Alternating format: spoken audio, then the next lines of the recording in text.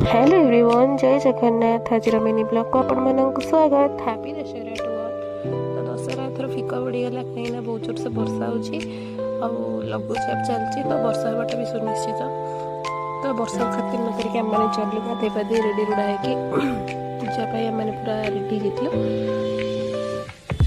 आज आउटफिट मुझे देखा ये संबलपुरी कुर्तीटा पिंधि सारा देखला पिठा है खुड़ीर हापी बर्थडे।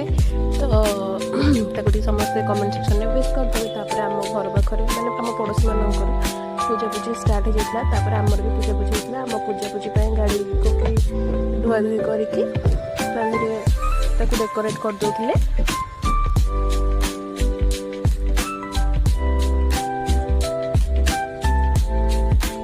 सब गाड़ी को फूल चंदन टे देदेला धूप दीप सब देखी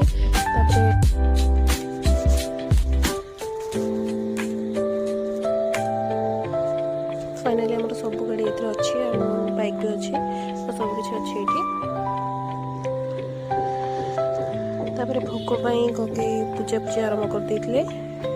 आम घर आज भात डालमा